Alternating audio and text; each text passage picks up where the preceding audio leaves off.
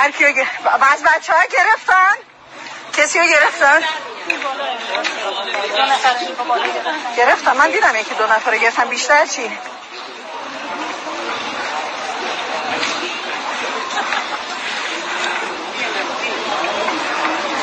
نمی ترسیم. از چیشون بترسیم؟ فقط دستمون خالیه که بتونیم بزنیم.